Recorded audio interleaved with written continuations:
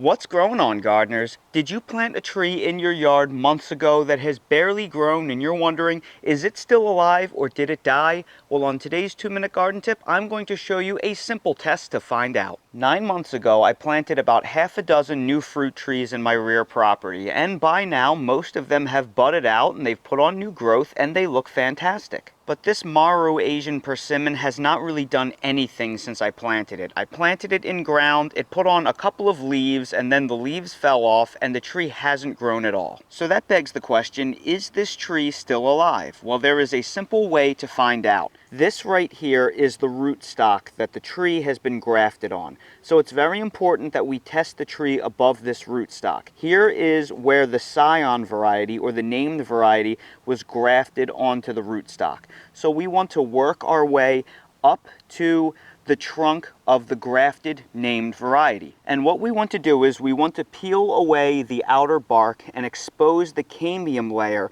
which is the next layer underneath the bark, which will be green if the tree is still alive. We will take a very fine knife and we will simply shave off that outer bark, and look what we see right there. We see green. That means that the tree is taking up nutrients from the ground and it is still alive and doing well. So that begs the question, if this tree is still alive, why didn't it grow? Well, we can't know for sure because we can't ask the tree, but the most likely explanation is it did grow. You just can't see it. You see, trees, generally speaking, have to have a strong foundation of roots before they feel comfortable to grow up and put on vegetative growth, just like you can't build a house without building the foundation first. So most likely, this tree is growing roots down into the soil. So it is growing, just it's not growth that the eye can see. So chances are this is going to continue to grow roots before it feels comfortable to grow up first. Why did those other fruit trees decide to grow up and put on vertical growth?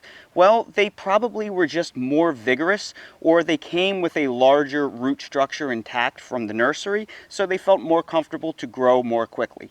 That is the most likely answer. But that persimmon tree wasn't my only fruit tree that didn't grow. This jujube tree right here has not put on any growth since I planted it. So is this still alive or did it die? Well, we will follow the same procedure. We will go up from the rootstock to the graft, then we will follow the scion wood from the graft, and we will scrape away to expose the cambium layer. This cambium layer, on the other hand, look how this is peeling away. This is completely brown. This tree, unfortunately, is dead and will have to be replaced. This tree did not take. So now we know definitively that we have a few fruit trees that need to be replaced. Unfortunately, we had a wicked, wet, and terrible summer, and I had to learn the hard way that this ground right here is not very fast draining. So I will have to spend the fall and winter building up this ground and building a berm, or maybe I'll have to plant the replacement fruit trees in a raised bed like I did this avocado tree in the rear of my property. And that's today's 2-Minute Garden Tip. If you're new to the channel, please consider subscribing and hitting the bell to receive new video notifications, and check out our Amazon storefront and spread shop in the video description for a list of the gardening products I use and awesome custom designed apparel and other gear. Your support is greatly appreciated.